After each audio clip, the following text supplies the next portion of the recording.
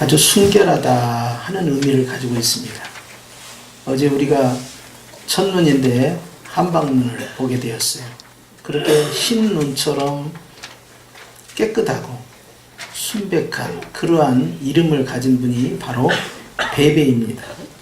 그런데 베베는 유명한 교회, 유명한 도시에 살고 있는 사람이 아니었습니다.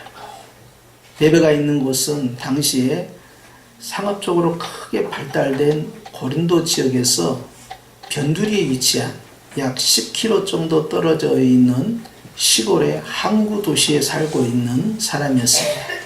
갱그리아 지역은 고린도 지역에 비해서 그렇게 유명한 지역도 아니고 상업이 발달된 것도 아닙니다.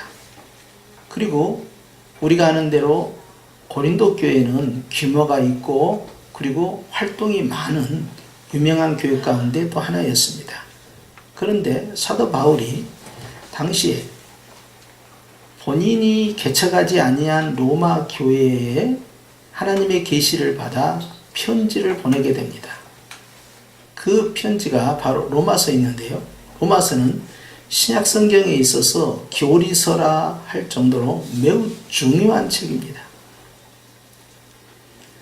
오순절 성령 강림 사건을 통해서 외국에 있는 유대인들이 예루살렘을 방문했을 때 성령께서 강림하시고 그리고 거기에서 회심을 한 이 디아스포라들이 약 3,000명, 그 이후에도 많은 디아스포라가 개종을 하고 그리고 스데반의 핍박 그 시기에 각각 자기의 고향으로 돌아가서 세워진 교회가 바로 로마 교회입니다. 이 로마 교회는 사도들이 세운 교회가 아니고 오순절 성령 강림을 경험한 자들에 의해서 세워진 교회였고 사도 바울은 그 교회에 가본 적도 없습니다. 로마 교회는 굉장히 유명한 교회로 자리를 잡을 수 없는 지역적 특성이 바로 세계를 다스리고 있는 로마 제국의 그 중심부에 있기 때문에 그러합니다. 그런데 그 교회에 시골에 있는 베베를 추천하고 있는 것입니다. 이 베베에게 사도 바울은 로마서를 가지고 가서 전달하는 사명을 주었습니다. 당시에 육로와 해로를 통해서 그 먼 거리를 다니다가 해적이나 강도를 만날 수 있고 또는 당국에 걸리게 되면 목숨도 잃을 수 있는 매우 위험한 일입니다.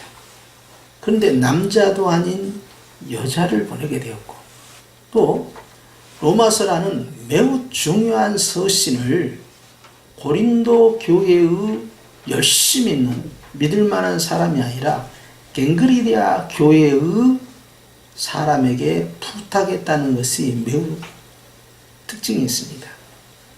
아무도 예상할 수 없는 그리고 짐작하지 못했던 베베의 등장으로 사람들은 로마 서신서를 받아 읽게 됩니다. 로마 교회는 이미 사도 바울의 이름을 듣고 있었고 오순절 성령 강림 때 바울은 예수님을 믿지 않았지만 그 이후에 이방인의 사도로서 그의 사역이 이미 로마 교회에 알려져 있는 상황이었습니다. 그리고 베베를 통하여서 복음이 무엇이냐면 하고 복음에 대해서 교회에 선포한 것이 바로 로마서고 그 핵심 구절이 로마서 1장 16절 이하의 말씀으로서 바로 믿음으로 의롭다함을 얻는다는 그 내용을 가지고 마르틴 루터와 존 칼빈이 종교개혁의 토대를 쌓았던 것입니다. 바로 이와 같은 엄청난 사역을 베베에게 부탁함으로써 베베는 이제 추천을 받아 로마 교회에 가게 됩니다. 그리고 로마 교회에 부탁합니다. 주 안에서 성도들의 합당한 예절로 그를 영접하고 무엇이든지 그에게 소용되는 바를 도와주어라 라고 부탁합니다. 바울이 베베를 추천한 이유는 무엇이냐? 그가 큰 교회 일꾼이라서 아닙니다. 유명한 사람으로서 스펙이 좋기 때문에 추천한 것도 아닙니다. 그는 오늘 본문에 보니까 사도 바울의 보호자가 되었다라고 기록되어 있습니다. 그렇기 때문에 주 안에서 성도들은 합당한 예절로서 그를 영접해라. 세계 제1의 최고의 도시인 로마의 교회라고 해서 이방인 헬라 사람 출신인 베베, 그것도 고린도에서 떨어져 있는 촌뜨기 베베를 무시하지 말고 영접하라. 합당한 예절로, 즉 나 이상으로 그를 대접을 해야 되고 그에게 필요한 것을 공급하라 하는 것입니다. 여러 초교파 사람들이 모였을 때 당신은 어느 교회입니까? 당신은 어느 교회입니까? 그러면 유명한 교회 장로, 권사, 집사는 나는 어느 교회 누구입니다. 이렇게 표현을 합니다. 그런데 작은 교회의 직분자들은 자기 교회에 대해서 유명하지 않다라고 생각하고 그냥 사당동에 있는 교회에 다니고 있습니다. 이렇게 말을 합니다. 갱그리아 교회하고 고린도 교회하고 비교할 수 없고 그나마 로마 교회하고는 더더구나 비교할 수 없는 그런 상황 속에서도 지금 베베가 추천을 받았다 하는 것입니다. 오늘 금산교회에 대한 영상을 보았는데 사실 여기에 등장한 이자익 목사님은 우리 교단의 총회장을 하신 분이고 그것도 13대, 33대, 34대 총회장을 3번 한 분은 지금까지 우리 총회 103년 사이에 있어서 한 번도 없었고 그만큼 이분은 사람들로부터 인정을 받았고 가난한 자들과 함께 했으며 교회를 개척하고 복음을 전하는 일에 청빈하게 일평생을 사시는 존경받는 분입니다. 그런데 이분 뒤에 바로 보호자가 있었습니다. 그 보호자가 바로 오늘 우리가 영상으로 봤던 조덕삼 장로님입니다. 이 두 사람이 똑같이 장로 투표를 했는데 주인인 조 장로님은 떨어지고 머슴인 이자익 목사님은 선출이 된 거예요. 오늘날에도 이것이 불가능합니다. A가 회사의 회장님이야. B가 그 회사의 과장이야. 그런데 동일하게 예수님을 믿고 동일하게 교회에 등록을 해서 동일하게 세례를 받고 그리고 충성하고 봉사했어요. 그리고 예배당은 그 회장님 집에서 드리고 모든 필요한 것은 회장님이 다 공급을 했어요. 그리고 장로 투표를 했어요. 그런데 회장님이 떨어져 버렸어요. 그리고 그 회사 과장이 당선이 됐어요. 이것이 현실적으로 이루어질 것 같습니까? 안 이루어질 것 같습니까? 만약에 이런 일이 우리 교회에 있으면요, 나는 그 공동회에 거절합니다. 그건 교회를 쪼개는 짓이에요. 그런데 금산교회는 그 일을 해냈습니다. 자신들도 깜짝 놀랐죠. 조장로님이 부족했을까요? 아니죠. 이자익 목사님이 너무 훌륭했던 거예요. 더 훌륭한 것은 조장님이 그것을 받아들였다는 것입니다. 내가 전도했어. 내가 세례받게 하고 내가 가르쳤어. 그런데 장로 권사 투표해서 나는 떨어지고 쟤는 됐어. 자, 여러분 그 다음부터 교회 어떻게 하려합니까? 교회 사당동에 많습니다. 뭐 여기만 교회야? 바로 나갈 수 있어요. 그렇죠? 그건 바로 즉시 일어나는 현상이에요. 그런데 조장로님은 교회를 수습했습니다. 그리고 이자익 장로를 평양으로 보내서 학비를 다 대주고 목사 안수를 받으니까 데리고 와서 당신 집에서 개척한 교회의 목회자로 그를 받든 거예요. 최종으로. 이건 결코 쉬운 일이 아니죠.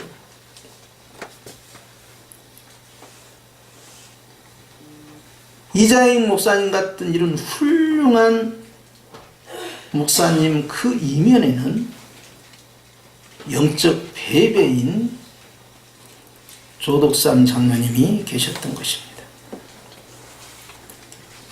배배의 특징은 두 가지입니다. 하나는 1절에 보니까 그는 갱그리아 교회의 일꾼이다 라고 되어 있습니다. 두 번째는 2절에 보니까 그는 나의 보호자다 라고 되어 있습니다. 교회 일만 열심히 잘하고 죄종과의 관계가 불편한 그러한 사람도 아니고, 죄종과의 관계는 좋은데 일은 안 하는 그런 사람도 아닙니다. 갱그리아 교회의 핵심 일꾼이면서 작은 지역 작은 교회의 성도였지만, 그러나 사도 바울의 보호자로서 하나님께 영광 돌리는 사람이었습니다. 국어사전에 보면은 보호자라는 것은 어떤 사람을 보호할 책임, 즉 사명을 가지고 있는 사람이다 하는 뜻입니다. 바로 그 보호자를 추천을 한 겁니다. 추천이라는 뜻을 또 찾아보니까 어떤 조건에 적당한 대상을 책임지고 소개하는 것이다 라고 되어 있습니다. 베베는 교회를 섬기는 것과 사도 바울의 사역의 보호자가 되어서 책임 있는 삶을 살았고, 그리고 바울은 그를 책임지고 또한 로마 교회에 소개하며 로마 서신서를 가지고 가도록 명을 내렸던 것입니다. 여자의 몸으로서 이 로마라는 곳을 향하여 나아가는 베베는 생명을 희생당할 수 있는 그러한 환경 속에서 이 일을 진행했습니다. 어떤 남자에게, 유력한 교회의 지도자에게 부탁한 것이 아니었습니다. 에바브로디도나 디도, 디모데, 우리가 다 아는 사람들이에요. 그러나 이들에게 부탁하지 않았습니다. 베베에게 부탁을 했습니다. 그런 베베의 특징은 바울에게 큰 힘이 되었던 것입니다. 오늘날 한국 교회 안에 희망이 있느냐 하는 거예요. 저는 그 희망을 찾기가 어렵다라고 보고 있습니다. 왜냐하면 이미 교회는 하나님의 집으로서의 사역보다는 이제 직장화가 되어가는 흐름을 타고 있습니다. 이번에 세계에서 가장 큰 개혁주의 신학교이고 한국 신학교에서 가장 큰 총신대학교 신학대학원의 경쟁률이 몇 년 전부터 아주 가파르게 내려가더니 금년에 수시는 미달이고 정시에서 겨우 채워져서 1.3대 1이 되었습니다. 내년에는 1대 1이 될 것이고 그 다음에는 미달이 될 수도 있고, 이미 서울 장신이나 다른 합신 고신 할 것 없이 일반 신학교들은 다 미달 사태를 맞이하고 있습니다. 정원을 감춰가지 않을 정도로 인구 절벽이 일어났을 뿐만 아니라 하나님 앞에 생명 걸고 헌신하겠다는 사명자도 줄어들고 있고, 심지어는 학생들조차도 생명 걸 생각하지 않습니다. 오늘 그런 시대에 교회는 위기를 당하고 있는데, 이 위기뿐만 아니라 더 큰 위기는 목회자가 교회로부터 보호를 받지 못하고 있다 하는 것입니다. 즉 영적 배배를 끌어내지 못하고 있다 하는 것입니다. 어떤 목회자는 말하기를 설교 시간에 은혜 받지 못한 사람은 목회자와 함께 일할 수 없다라고 말씀한 분이 있었어요. 이분은 대형교회 목사인데요. 그러면 목사가 설교를 잘하기 때문에 성도들이 은혜를 받느냐, 아멘을 하느냐 하는 것이 아니라 그 목회자가 설교를 할 때 회중석에 앉아있는 베베는 보호막을 치는 것입니다. 기도의 보호막을 통해서 예배 시간에, 말씀 시간에 사단이 주의 종과 그 공간 가운데 역사하지 못하도록 막는 것이고, 그 예배와 말씀이 하늘로 연락되도록 기도를 하는 것입니다. 그것이 바로 영적 배배입니다. 목회자가 어찌 흠이 없고 허물이 없겠습니까? 그러나 목회자를 위해서 기도하고 보호막을 칠 수 있는 일꾼은 이 시대에 너무나 필요하던 것이죠. 오늘날 교회의 분열과 아픔을 보면 철저히 계산적 관계로 형성되면서 매서운 비평과 판단이 입에서 독설처럼 퍼져나갑니다. 그리고 교회는 끊임없는 헤게모니 싸움을 하면서 일원화된 체제를 영적으로 귀합하지 못하고 외부의 악한 세력과의 전쟁에서 각자 소견에 오른 대로 행동하게 됩니다. 교회를 무너뜨리는 세력은 언제나 내부에서 시작됐다는 사실을 알아야 합니다. 예수님 그리고 우리 성령님은 보혜사입니다. 보혜사는 우리를 변호해주고 보호해 주시는 분입니다. 그런데 그 예수님께서 고린도후서 3장 3절 말씀에 너희는 세상에 나가서 하나님의 말씀을 전하는 그리스도의 편지다라고 말씀하고 있습니다. 오늘 주님께서 로마서 16장 1절을 통하여 우리에게 말씀하시는 것은 이 시대의 베베들이 자기 자신이 베베란 사실을 모르고 있다는 사실입니다. 하나님의 교회의 일꾼이며 하나님으로부터 세움을 받아 주의 종과 함께 동역을 해야 할 보호자 베베란 사실을 각성하고 깨닫는 것이 그것이 사명의 회복입니다. 바울은 주종관계를 원한 것이 아니라 함께 일할 동역자를 원했고, 그 동역자들은 바울의 전략과 목표가 성령 안에서 설정이 되면 목숨을 걸고 그 일에 동참을 했습니다. 그러나 이 시대에 와서는 너무 생각이 많아요. 목회자도 생각이 많고 성도들도 생각이 많습니다. 그것이 문제예요. 생각은 주님이 하는 것입니다. 생각은 머리가 하는 것입니다. 우리는 머리가 아닙니다.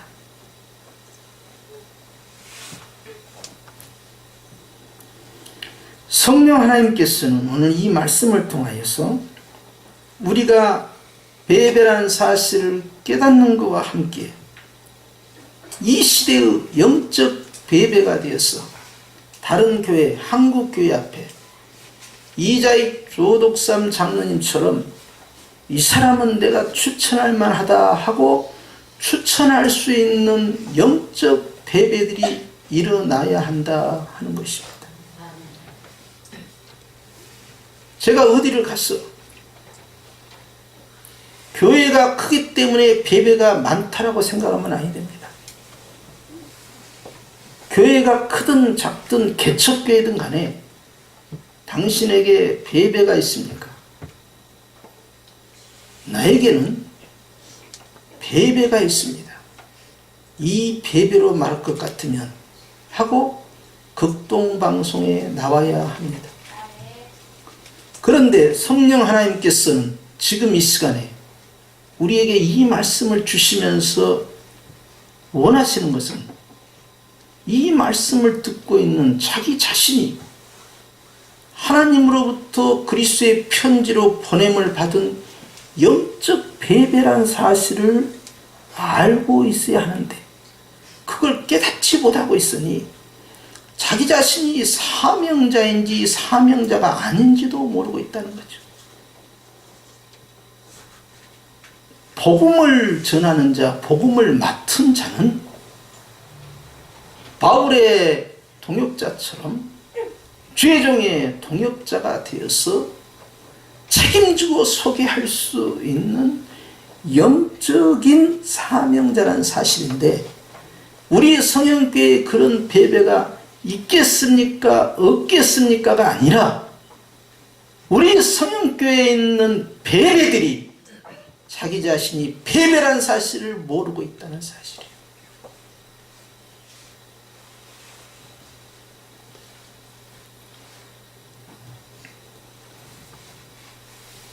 저는 몇만 명 모이는 이 옆 동네에 있는 그 교회보다 어디에 가서 크다고 강한 것이 아니다. 작으면서 강한 우리 교회가 있다. 몇 사단 몇 군단이 형성되어 있다고 해서 강한 부대가 아닙니다. 작고 강력한 특수부대가 있는 것처럼 우리 교회는 결코 크지는 않지만 여기에는 엄청난 배배들이 있어서 아멘하는 사람은 복을 받습니다. 죄종과 함께 교회의 일꾼으로 추천될 만하고 또한 죄종의 보호자가 되어서 교회를 세워갈 자가 바로 우리 자신이라는 사실.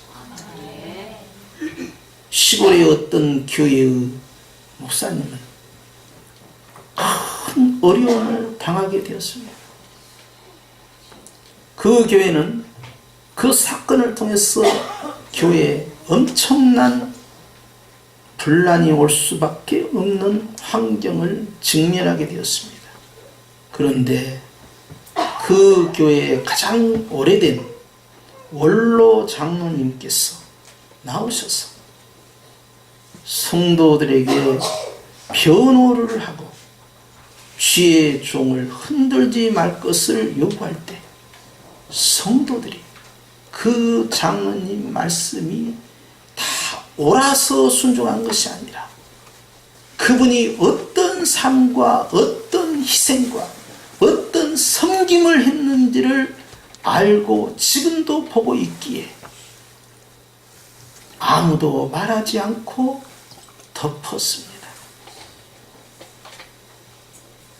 그게 교회예요. 정의를 세우고 칼날을 내세우는 것이 아니라 율법은 복음을 능가할 수가 없습니다. 오늘 주님은 한국교회를 향하여 특별히 우리 성령교회를 향하여서 자신이 배배라는 사실을 네가 알고 있냐라고 묻는 것이니 자기를 비하하지 말고 내가 그리스도의 편지로서 교회의 일꾼으로 주의종의 보호자가 되어서 하나님의 나라에 쓰임받겠다라는 결단이 우리 속에 있고 깨달음이 있어야 심지어는 오늘 이 시간에 예배드리는 젊은 청년들이나 어린 주일학교 학생들에게 이르기까지 바로 함께 나가야 할 우리의 배배인 것입니다. 그렇기 때문에 여러분 오늘 이 말씀이 우리 성현에 있는 이 베베들을 향한 성령의 복된 말씀인 걸 믿고 자신을 꺾어 낮추지 말고 그리스도와 함께 부활한 자이니 그리스도와 함께 쓰임받기를 주의 이름으로 축원합니다. 기도하십니다.